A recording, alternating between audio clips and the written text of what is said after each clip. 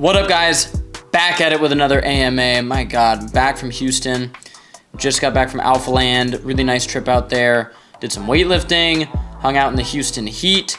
Went down there with Lance Baker. It was super fun. And we passed out a lot of electrolytes because it was like 100 degrees. Everybody was sweating. We just dropped the mango formula, so been really busy. Sorry I haven't done an AMA in a couple weeks, but we're going to be back at them again. So leave your comments below, any questions that you may have, and I will get to your questions. Let's dive into this week's AMA. First question, let's get it. This question is, Brennan, what are your thoughts on social media? Do you think it's a good idea to use social media? So I sometimes think that if I didn't have a company, I probably wouldn't use social media as much. I think it's not that good for your brain to be really invested into social media. But if you view it through a smart lens and you follow people that just benefit your life, I don't think there's anything wrong with it. Honestly, a lot of my feed is useful information. If I'm scrolling on social media and I see a post about nutrition, or I see some scientist post about a new study, or some fitness influencer post about a new form thing, or a jiu-jitsu post on a new triangle choke, all that stuff benefits me. You have to have discipline in your life to be able to only scroll a little bit, use some valuable information. If you're just looking at dumb stuff for hours and hours and hours and then you don't have self-control, that can be a problem. But some use of it, and especially if you follow the right people, I think it's totally fine. The next question is, Brennan, what do you think about Starbucks? What is your go-to drink at? If you pull up at a Starbucks, what are you going to get? So I actually just had this happen. I was in Houston. We went to get coffee in the morning, and we pulled up at a random Starbucks. And what I get is a small iced coffee, nothing in it, just black coffee. That is my go-to. If it's cold out, I'll get a small hot coffee, nothing in it whatsoever. I actually prefer getting the ice because a lot of those containers that Starbucks and main, big coffee chains use are lined with plastic. So you're going to get some PFAS, some BPA in there. So when I do get iced coffee, when you heat up, plastic packaging, more BPA can leach into there. So it's just a little tip right there. But that's my go-to. I don't get any of that BS that they have there. No pump of this, caramel sweeten this. What are you doing? The next question is, Brendan, a lot of people use the ZA before training. I would just assume you're talking about jiu-jitsu because it's like really popular in the jiu-jitsu community. What do I think about the ZA? I mean, I could do a whole podcast on it, but here are my overall thoughts on the ZA. Look, the health benefits, as someone who absolutely loves that industry, it's big in California, a lot of my friends work in it, there are health benefits of it, but the health benefits are very exaggerated. What do I mean by this? The health benefits actually come for like cancer patients who need to maybe drive up some appetite. That's a real benefit. There are some benefits to relaxation and people that deal with stressful conditions and stuff like that. But if you're just dealing with some minor stress, the ZA isn't really something that you would need to go to. What you really need to start to look at is, are you overusing this plant? I think many people overuse it. It definitely can lead to some creativity. And I know a lot of successful artists and people like that use it, daily. For most people, I would say if you really like the feeling that you get when you use the ZA, try to limit it to maybe 2-3 times a month. Now, is that healthy for you? No. Should you try this if you aren't into it and you haven't tried it? No, there's really no need. There's not some crazy performance benefit or health benefits of cannabis that you should chase after. Now, CBD and THC are completely different. THC is psychoactive. CBD is completely not psychoactive. And most of the health benefits actually come from CBD, which I'm obviously a huge fan of. But it won't have any effect on your mental state. So there can be some benefits. I think a lot of people sort of over-exaggerate them. It's a very interesting plant. I'm not completely opposed to it. Do I use it before training? I have before, before jiu-jitsu class. And personally, I like it. I think there's some, creativity things, maybe some other pathways kind of open up in your mind. But overall, if you don't, if you haven't started down that path, there's not some crazy benefit of it. The next question is, Brendan, what do you think about zero sugar energy drinks like Gatorade and these, basically they all have the same formula, man. They all put water, artificial sweeteners, and caffeine. That is the formula right there. I'm not a fan of them. I do not think artificial sweeteners over time will pan out as something that are so healthy for human beings and they just have no side effects whatsoever. I don't think the research is going to trend that way. My prediction with artificial sweeteners is that in the next 10 years, we will learn more about the gut microbiome and we will realize that certain artificial sweeteners damage our gut microbiome. This is already proven in some animal models, but yeah, you make a good point if you say, hey, those are animal models, those are rat studies. Sure, valid point. I do not think the science will trend in a positive light with artificial sweeteners. And so I just say, well, why use them? Why? Me personally, I don't want to use them. There's no artificial sweeteners in something like our electrolytes. If I want caffeine and sort of, a good thing to drink before my workout, I'll have a little bit of black coffee. Then I'll have some water with our electrolytes. That does the trick for me. If you really feel the need to drink those artificially sweetened caffeinated beverages, that's on you. That's cool, but I'm good. The next question is, Brennan, is it better to sleep at room temperature or in colder temperatures? So the answer, looking at all the data, is it's way better for your body to sleep at a slightly colder temperature. Now, this is going to vary person to person. Obviously, if you're uncomfortable, that's going to affect your sleep. But you should be sleeping at a cooler temperature. When I'm at my house, I like to set it to like 68 degrees, how I like to sleep. And then sometimes in the summer, I'll even have a device called a chili pad. It goes under your mattress, basically under your mattress topper, and it runs cool water through this machine that's plugged into the wall under there. And what that does is it brings your body temperature down. The water's not like crazy cold. It's not like you get in it, it's like ice cold. But what the chili pad does is just water that's, maybe around 60-something degrees. So over time, over the whole course of the night, it's really going to bring your body temperature down. It's been shown that lower body temperature enhances your sleep. So even if you're somebody that doesn't like the cold, like me, I'm not a big fan of the cold. I'm not trying to move to Alaska. But at night, try to make your house cooler. Try to not, sleep with crazy amount of covers and stuff like that. Your body does try to cool itself down when it sleeps, so help your body do that. The next question is, Brennan, which is better? Which do you prefer, a steam room or a sauna? So all of the data points towards sauna being better for you than steam room. Why is this? And there's also some stuff that the data doesn't even talk about that I'm going to talk about right now. Sauna gets your actual body temperature, the temperature of your skin, your internal body temperature, higher, okay? Steam room, yes, I know it feels hot and you feel like you're getting good sweat. It is not as hot. It's not getting your body as hot as a sauna. That's where the real benefits from these heat shock proteins and sweating come in. Sauna is better than steam room. Another thing that's not talked about, I don't know why nobody talks about this. Steam rooms use tap water, of course. You are inhaling a lot of chlorine when you go into a steam room. It's not something that's a make or break thing with your health. If there's a nice steam room, I'll probably get in, whatever. But you're inhaling chlorine. So if you do that every single day versus the sauna, I don't think it's a good idea. Sauna over steam room, always. The next question is, Brennan, what is your opinion on psychedelics? So this is a very interesting field of medicine, is what I like to call it, because now that's what it's being recognized as. Johns Hopkins has done a lot of research on psilocybin in particular, and there's also a group out of Santa Cruz actually called MAPS, and they've done a lot of research into different types of psychedelics. I think it's going to be really a new frontier of medicine, and we're going to find out a lot about what these things do for your brain health. But guys, when they're doing this in a very, very controlled fashion. So if you're thinking that you're going to get some of the benefits of it, just meeting Johnny down the road and popping a bunch of gooms and going on a walk, there could be some benefits, but it could also go, wrong. So do your research on that stuff. It's not a panacea for health. It's not like it's going to cure all your issues, but I find it very fascinating, and I monitor the research and data on that very closely, and I'm interested to see what comes out of all that. The next question is, Brennan, what are your thoughts on that Titanic Submarine expedition?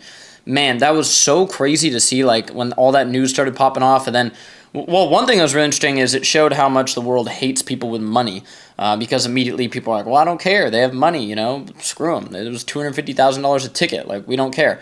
It's kind of like, okay, these are people in their lives, so that was kind of interesting to see. Me personally, I would not do that. Even if I had $1 billion, I wouldn't want to go see the Titanic in a submarine. I feel like there's risk reward with a lot of things. I'm not even somebody who wants to go skydiving personally. I do dangerous stuff. I go surf, right? I do some sports that some people consider dangerous, but it's really mitigated risk sports and also the risk reward. So what is my risk of going surfing? Yeah, you could get eaten by a shark, you can get injured, but the reality is actual stats are, not that crazy. So I'm not against doing dangerous stuff, but skydiving, okay, risk. You literally just fall face down on the earth, die.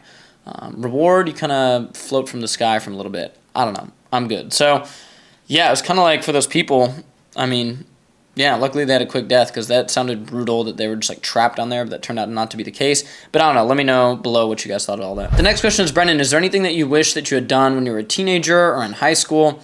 Yeah, there's tons. The main thing, honestly, that I would look back on is I wish I took care of my sleep quality way more. Sleep quality is everything. Getting sleep is everything. I didn't even think about that when I was a teenager. Obviously, okay, you have to sleep, it's good for you, whatever, but I didn't try to dial in my sleep ever. So that was a problem. I would stay up late and, not get adequate sleep. That's probably the single best thing you can do for your health. I obviously wish I knew all I knew about nutrition when I was younger, but, you know what? You live and you learn, literally. So as I got older, I learned more about this stuff and started to integrate it. So I don't look back with any blame. And that's a big thing in life. Like if you look back on your life and you hold resentment towards yourself, it's going to eat away at you. So you have to forgive yourself for not knowing certain things, and just forgive. Because if you just look back on your life and you think in the past, you're totally screwed for the future. It literally holds no value. Learn from the past, reflect on it if you want, but don't be mad that you did some stuff to your health that, wasn't ideal. Just progress forward. The next question is, Brennan, what are your thoughts on me having 2 cups of black coffee in the morning and then 2 cups of black coffee after dinner? I think that's really, really dumb, and it's horrible for your health. You're having 2 cups of black coffee after your dinner. That is insane. You're no different, honestly, than the people that, do these mega caffeine dose pre-workouts at like 5, 6 p.m. before they go to the gym for their nighttime workout. You are affecting your sleep. You are affecting your gains. You're literally affecting your muscle gains. It's so dumb. I'm not against caffeine, but the dosage and the timing makes a tremendous difference in your health and in your sleep quality. I don't care if you say, hey, Brennan, I can go to sleep after I drink coffee. They've done studies on that. Your sleep quality is still affected. You're not going into as deep of stages of sleep. Be very careful with your caffeine intake. Cut it off at least, 8-10 hours before you plan on going to bed. The next question is, Brennan, what do you think of tofu? So tofu is basically just soy protein. I'm not a fan of tofu at all. I don't like eating it. I don't like looking at it. I don't like the taste of it. If you really enjoy it, that's cool, but I'm really not a fan of soy protein in general.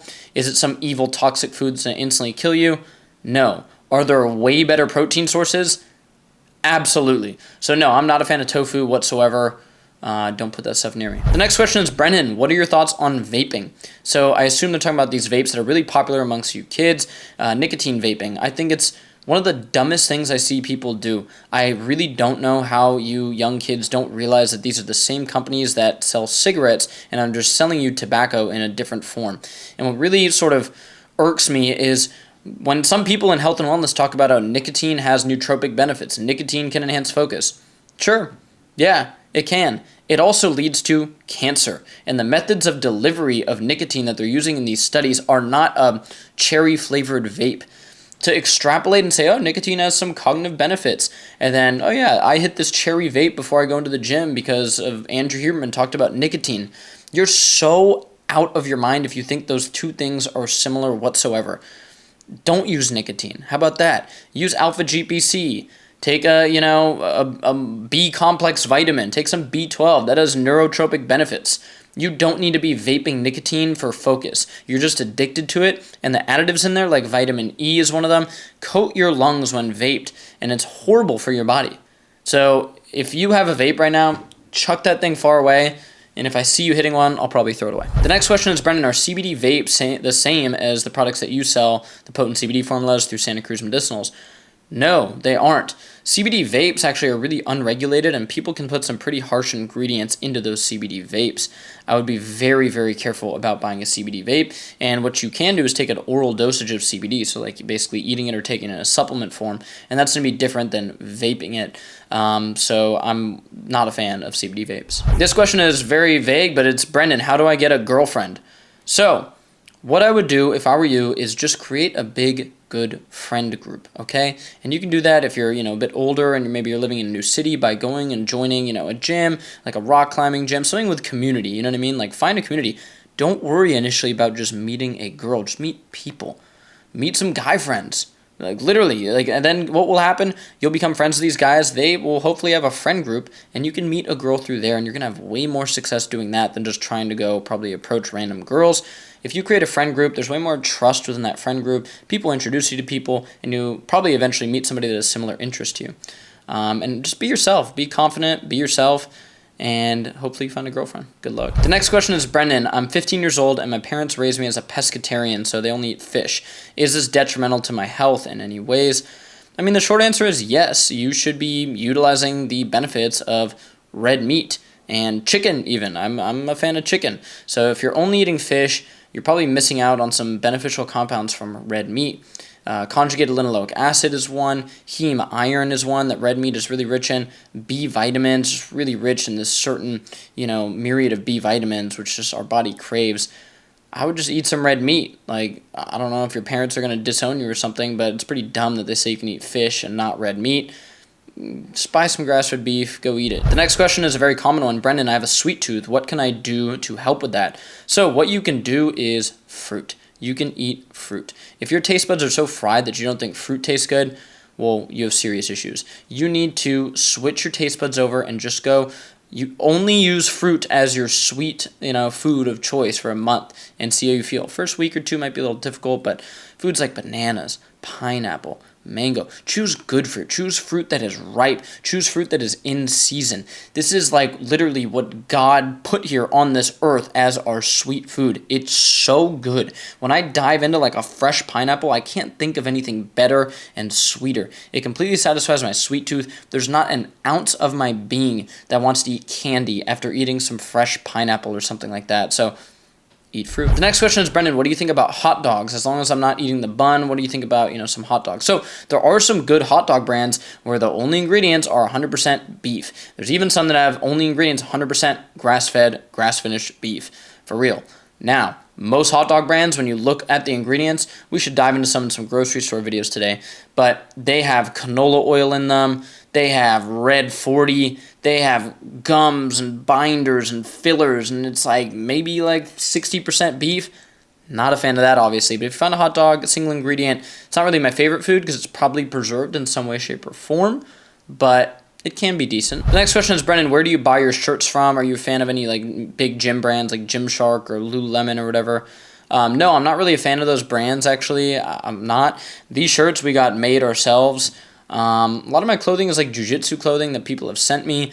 And then a lot of the white tees and black tees I wear are Polo Ralph Lauren. They're a little pricey, but I feel like they last like a lot longer and they fit me way better. So yeah, a lot of the white and black tees you'll see me rock are Ralph Lauren, just like slim fit t-shirts, 100% cotton.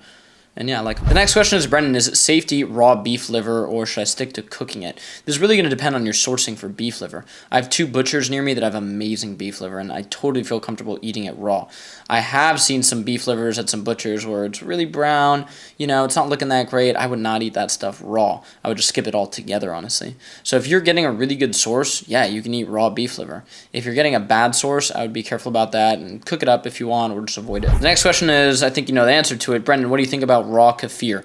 Obviously a huge fan, and I've integrated way more dairy into my life the last couple months by, if you go look at one of my last YouTube videos I did on how to reintegrate dairy, basically what you want to do is start with low lactose dairy, and this is going to be your raw cheeses, like Parmesan has a very small amount of lactose. You're going to start with raw butter if you can get your hands on it, or just grass-fed butter, and raw kefir. You're going to do small amounts of these while taking a dairy digest enzyme, so something that contains some lactase.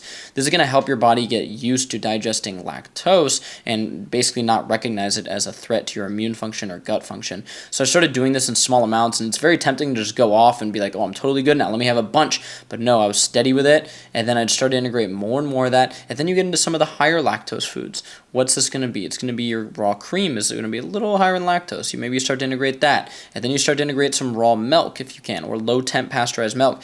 Now I'm totally good. I can eat cheese, I can eat milk, and I'm doing a lot of it. Feeling the benefits of the vitamin K2 and vitamin A and calcium that dairy provides, so that's a good protocol right there. The next question is, Brendan, I live in an area of India where I can't really get my hands on beef. He can get his hands on some chicken, he can get his hands on some fruit, but he really can't get his hands on red meat, so what can you do?